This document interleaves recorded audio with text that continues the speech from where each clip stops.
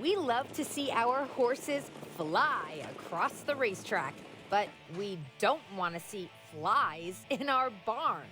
Not only are they a nuisance to our big four-legged friends, but these insects can carry diseases. So what do we do about them? For that answer, we brought in Dr. Christopher Baldt for tips on keeping our stable a fly-free zone. With warmer weather coming, we're starting to see not only tourists coming to the beach area, but the flies are showing up on the farm. So I think there's a lot of ways of preventing the flies, but let's talk about what is actually going on with flies. So we know flies love things that are like trash, decaying material and things like that.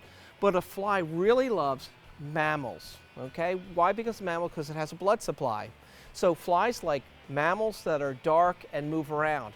That sounds very typically like a horse. So how does that happen? The female fly will actually penetrate the horse's skin to draw blood out, because within the blood there's a certain protein that the eggs need to develop. The males are just more annoying, but the females are the ones that bite. So then she'll lay her eggs in the manure that's left around, so then they'll hatch into other types of, they'll hatch into flies within a few weeks after that. So the cycle keeps going. So a lot of barns I go to, they have a plan, and one of the most important things to do is you keep the area clean of manure or wet or soiled hay. You have to move it far enough away from the barn and encourage the flies to stay over there, because they're very interested in going after the standardbred. Secondarily, I see a lot of barns with fly systems, and they use some chemicals that are either permethrins or pymethrins, which are a type of fly killer that has three main components to it. One is neurotoxic, so it can cause neurological problems. One causes respiratory issues, and the last is it can cause skin issues. So when the horses are kind of trapped in the barn and 2 or 3 times a day these systems turn on, the horses can have problems on a long-term basis.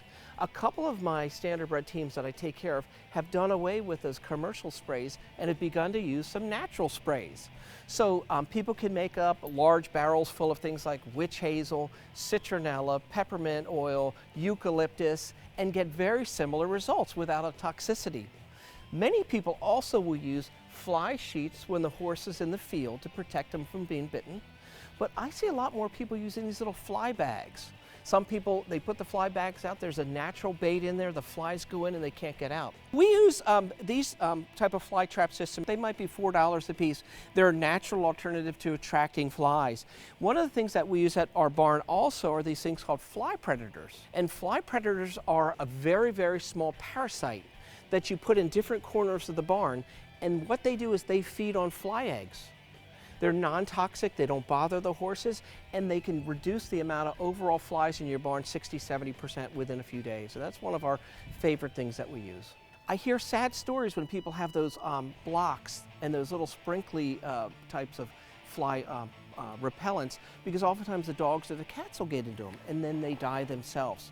So when we're trying to really rid our farm with flies, which is nearly impossible because they're looking for our favorite animal, the standardbred, we need to make sure that it's clean, but we want to make sure that their environment is safe. So the more natural we can go, the better. We also use fly sprays, and I think that those commercial ones are kind of tricky, but I use the natural ones, but it works better if you actually apply it to a rag and then you rub it around on the horse itself. Because we talked about how the female is trying to bite to get blood, but the flies will also end up in the mucous membranes around the eyes so they can get more moisture. So we need to get those covered, we need to get them protected. So you don't want to spray any kind of spray right near the eye, so you could rub around the eye with a rag and a couple of the nostrils and things like that. But on our farm, when the flies come, we put fly sheets on the horses. It does a wonderful job. Thank you so much, Dr. Baldt. Those were some great tips that we appreciate, and so do our horses, to help keep those pesky flies at bay. Just a reminder to all of our horse lovers watching out there, Dr. Baldt has several informative segments about so many interesting equine topics on our YouTube channel at youtube.com/posttimeshow. And of course, if you would like to contact Dr. Baldt, just log on to his website at drbaldt.com.